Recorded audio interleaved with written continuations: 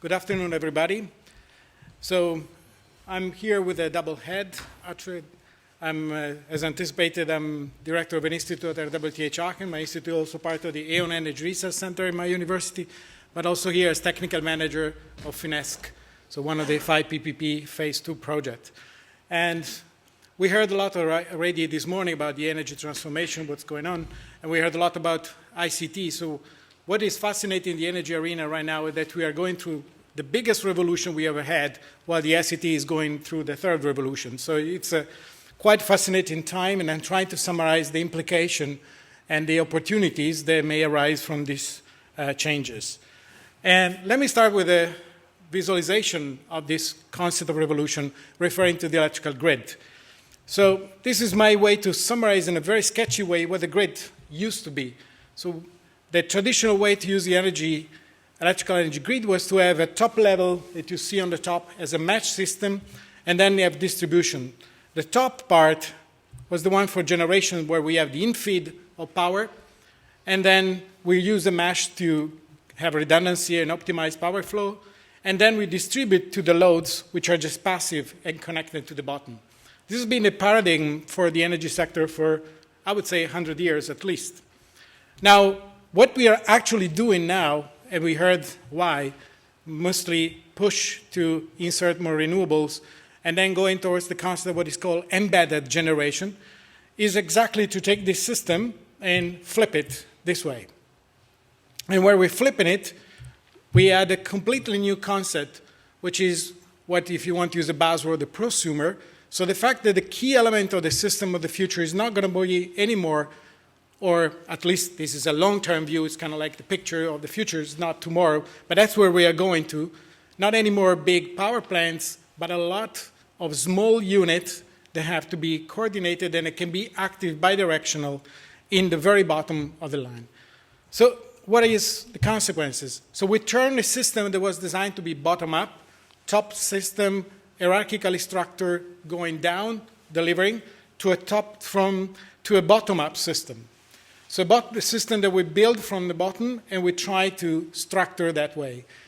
That is the changes we're doing in the way we use the grid, and that naturally will bring to change in the way we automate the grid and the way we then manage the complexity that comes from the incredible number of new players that have to be embedded in the system. At the center of this change is the role of the second section of the grid, let's call it the distribution network, the one that before was just used for delivery. And then that means that we have a complete new way to use an infrastructure we use for a completely different purpose. And the other third point of consequences is that customers that before were a passive end region now are the newcomers of this picture and are the critical point. And that means we need to get them involved, first of all. And we have to keep in mind, as also linked very well to the third presentation today, when we say customers, we should think that it's not just household, but it's also industry as a critical point. And then, obviously, we raise some questions. We have revolution, we have some consequence, then we have some questions. Is the list of actors complete? And that means, are the actors in the energy the one we used to have? And my answer would be very likely not. Because the only way to enable, and we heard this already talking about Future Internet this morning, you will have new type of services. And then maybe new companies will bring this, and then that means we have new player. An important point is that we will manage this system in real time, and that the main value there is in data, and that's, again, linking very well to the Future Internet.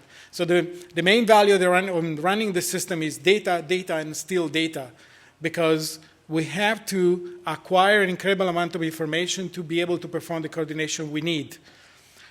And the problem is how to acquire the data from different perspectives, starting from privacy, given that we will mostly relate with final customer.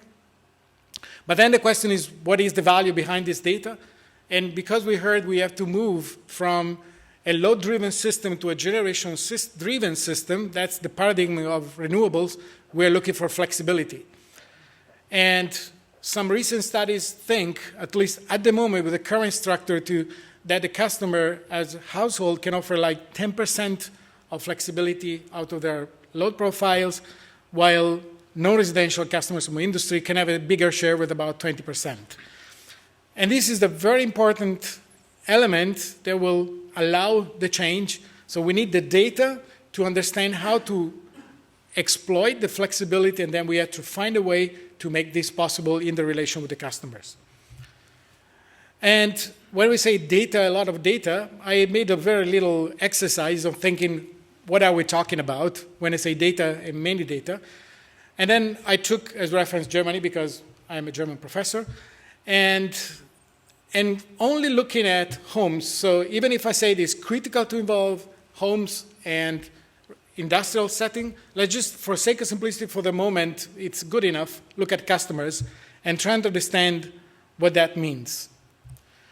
And so we start with some assumption on how the system will develop. So we start with a hypothesis, quite realistic given the pressure of the Commission, to have a complete rollout of smart meters.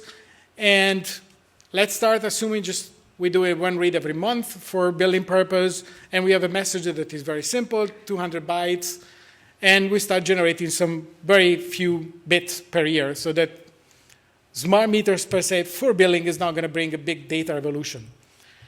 But the point is, because of this generation-driven system and the penetration of renewables, we need to, the network is under pressure, and we need to get the customer more involved. As I say, that means we maybe want to have more data, and then let's suppose we start reading data from a smart meter to have an endpoint measurement without adding infrastructure in the system, so limiting the cost of investment.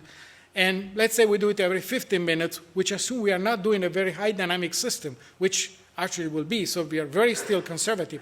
And immediately the number exploit to 56 millions of bits per year just from one customer. But then we are talking about Internet of Things. We are talking about appliances to be smart and to be connected because we want to exploit the flexibility. So we need to talk to a lot of devices in the house, not just to the smart meter to get some power reading. And this is today, there are already Internet of Things ready type of appliances, and then we immediately get into the billions of bits per year, only just from one home. But as I say, probably you have a solar panel, and then you want to read some information, want to process some information about the generation. Again, let's keep this very simple, 15 minutes, very few bytes profile. You immediately get into the billions. And, well, if you buy a solar PV, maybe in the future you want a battery as well. And the number scales up. And why not an electric car, as you will hear later from USB. And so our numbers are going up, still assuming to be very few read from each of them, not very high dynamic intensive system. And we are immediately on a single customer at a huge amount of data produced every year that can be used for, or should be actually used for the automation purpose. And then probably there will be other information flowing around related to the house, like if there is some optimization going on, maybe read some weather data, maybe you have some social type of services and so forth, and then immediately the number goes up more and more. But that's, again, just one single family home, and we have 80 million of people living in Germany. And then assuming about an average of 2 people for dwelling, so for each meter, that brings you to 1,000 of terabit per year that will just, from household, generated into an Internet of Things type of scenario. And then you see why we have a data resource on one hand, but also a data problem when it comes to process, take value out of it, and then the connection to the tools and needs for processing that could come from the future internet. And that's only the house, as I said. Quite impressive to start adding numbers about the infrastructure around, so the house will be connected to the distribution system, and that's where the real challenge of grids are.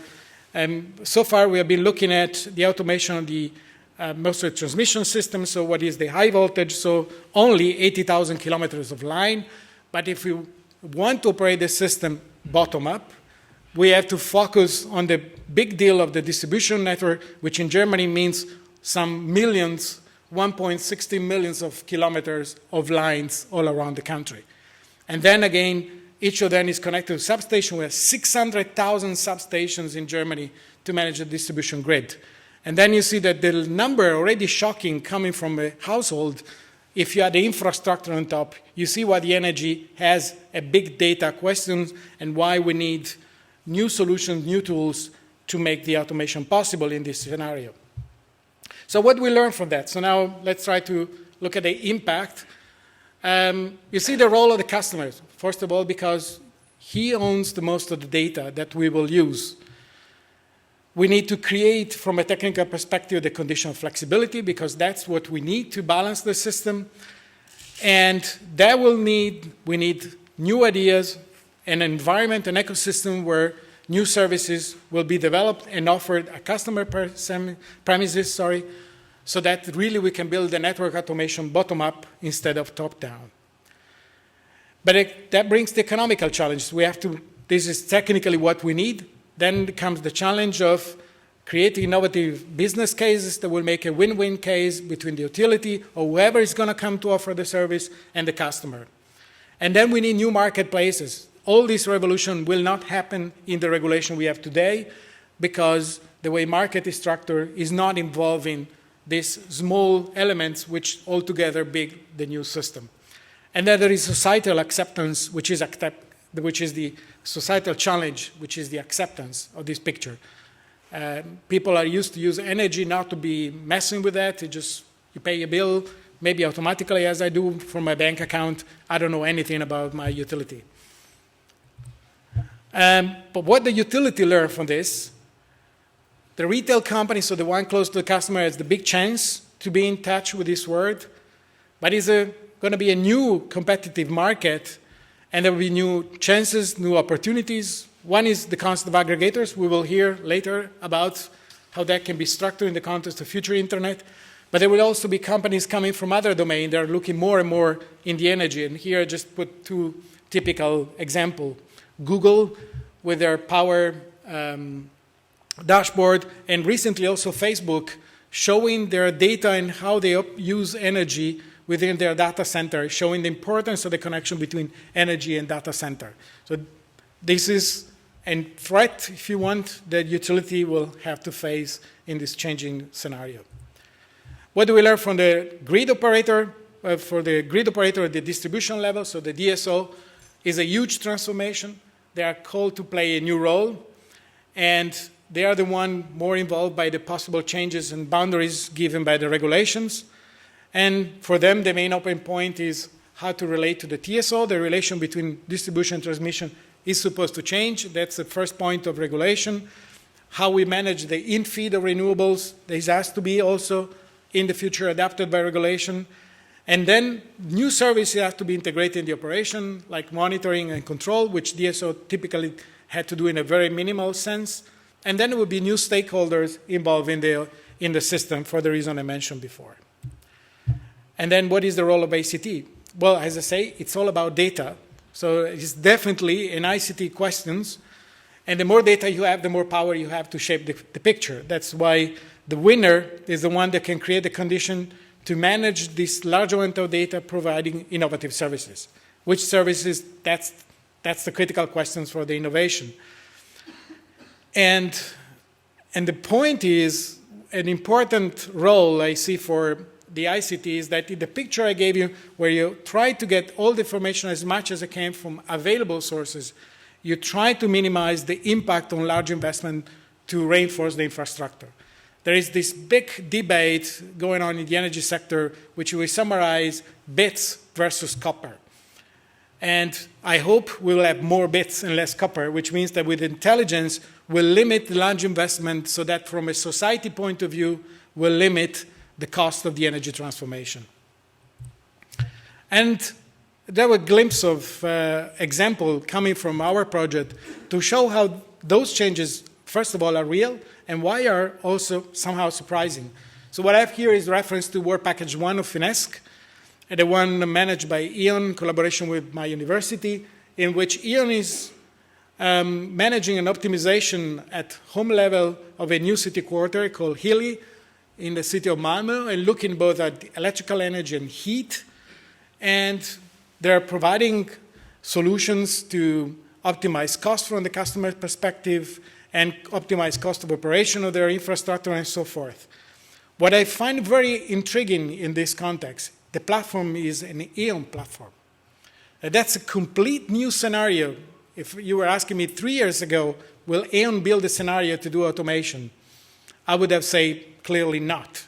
But that's one of the elements where we see the impact of something like Future Internet, and with the concept of generic enabler and having a set of tools, it made possible a transition for a company like Aeon to get more technology-oriented as they need to survive in such a changing scenario that I mentioned before.